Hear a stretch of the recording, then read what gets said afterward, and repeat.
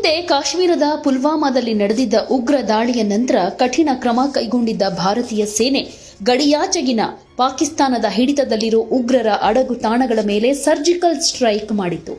ಈಗ ಜಮ್ಮು ಮತ್ತು ಕಾಶ್ಮೀರದ ಅನಂತನಾಗ್ ಜಿಲ್ಲೆಯ ಪಹಲ್ಗಾಮ್ನಲ್ಲಿ ಉಗ್ರರು ದಾಳಿ ಮಾಡಿ 28 ಮಂದಿಯ ಹತ್ಯೆ ಮಾಡಿದ್ದಾರೆ. ಹೀಗಾಗಿ ಭಾರತೀಯ ಸೇನೆ ಫುಲ್ ಅಲರ್ಟ್ ಆಗಿದೆ.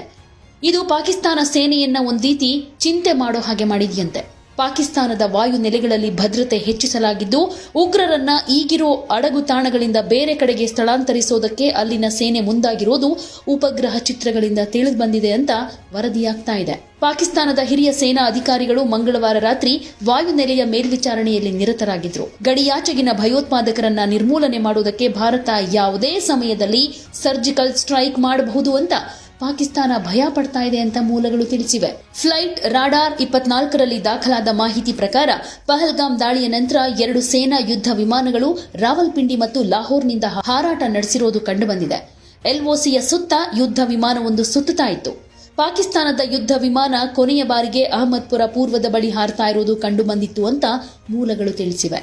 ಗಡಿಯಲ್ಲಿ ಹಾರಾಡ್ತಾ ಇರೋ ಪಾಕಿಸ್ತಾನಿ ವಾಯುಪಡೆಯ ವಿಮಾನಗಳಲ್ಲಿ PAF 198 ಮತ್ತು PAF 101 ಸಂಖ್ಯೆಯ ವಿಮಾನಗಳು ಸೇರ್ಕೊಂಡಿವೆ. ಪಾಕಿಸ್ತಾನ ವಾಯುಪಡೆಯು ಗುಪ್ತಚರ ಕಾರ್ಯಾಚರಣೆಗಾಗಿ 2 ವಿಮಾನಗಳನ್ನು ಹೆಚ್ಚಾಗಿ ಬಳಸಿಕೊಂಡಿದೆ ಅಂತ ಹೇಳಲಾಗ್ತಿದೆ.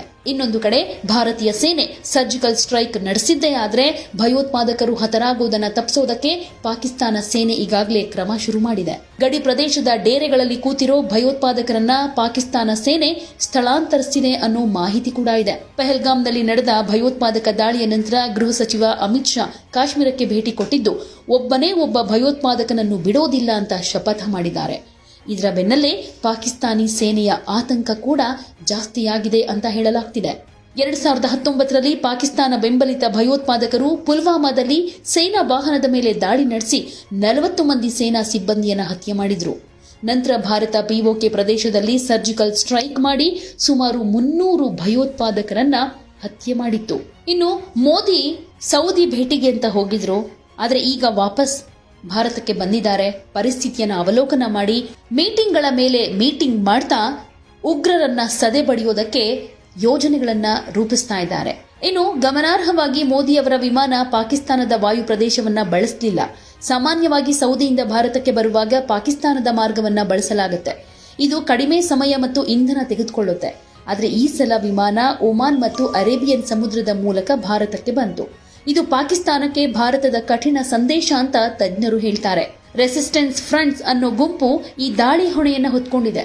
ಈ ಗುಂಪು ಪಾಕಿಸ್ತಾನದ ಲಷ್ಕರ್-ಎ ತೊಯ್ಬಾ ಜೊತೆ ಸಂಬಂಧ ಇಟ್ಕೊಂಡಿದೆ. ಈ ದಾಳಿಯನ್ನ 2019ರ ಪುಲ್ವಾಮಾ ದಾಳಿಯ ನಂತರದ ಅತಿ ದೊಡ್ಡ ದಾಳಿ ಅಂತ ಕರೆಯಲಾಗಿದೆ. ಗುಪ್ತಚರ ಮೂಲಗಳ ಪ್ರಕಾರ 5-6 ಉಗ್ರರು ಈ ದಾಳಿಯಲ್ಲಿ ಭಾಗಿಯಾಗಿದ್ರು.